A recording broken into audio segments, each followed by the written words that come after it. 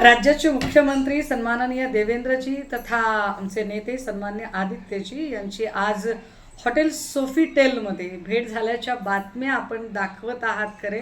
मात्र हे स्पष्ट केले पाहिजे की दोनही नेते दोन वेगवेगळ्या कार्यक्रमांच्या निमित्ताने या हॉटेलमध्ये गेलेले होते. दोनही नेत्यांचे कार्यक्रम वेगवेगळे होते. जर योगायोगाने हे दोन नेते हॉटेलच्या पोर्चमध्ये, लिफ्टच्या समोर किंवा एखाद्या फ्लोअरवर जर समोरासमोर येत असतील तर राज्यातली एकूण आपली संस्कृती आहे की कुणीही माणूस समोर आला तर आपण त्याला हसून अभिवादन करतो. नमस्कार चमत्कार होणं फार स्वाभाविक आहे. मात्र त्यावरून लगेच सुतावरनं स्वर्ग गाठणं आणि काहीतरी राजकीय घडामोडीच चालू आहेत का असं म्हणणं मला असं वाटतं की फारच प्रीमॅच्युअर स्टेटमेंट असेल. कारण ज्या पद्धतीने घडामोडी घडत आलेल्या आहेत म्हणजे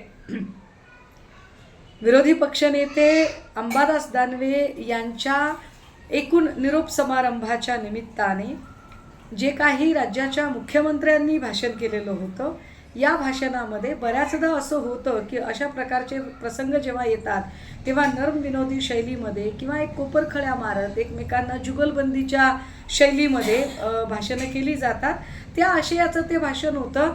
मुळात ॲक्शनला रिॲक्शन काय येते हे पण महत्त्वाचं असतं. मात्र या सगळ्या म्हणजे देवेंद्रजींच्या ऑफरवर सन्मान्य पक्षप्रमुख कसे रिॲक्ट झाले हे आपण सगळ्यांनी बघितलेलं आहे. जी दुसरी भेट झालेली होती त्या दुसऱ्या भेटीतही विधान परिषद आणि विधानसभा दोनही सभागृहाला विरोधी पक्षनेता नसणं हे एकूण राज्याच्या दृष्टीने चिंतेची बाब आहे.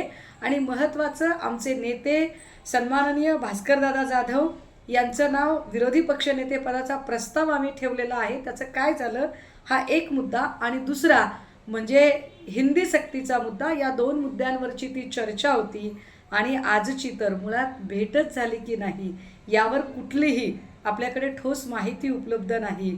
त्यामुळे आत्ताच अशा कुठल्याही गोष्टींवरून आपण स्वतःवरून स्वर्ग गाठण्याचं काहीच कारण नाही आहे. इतकंच.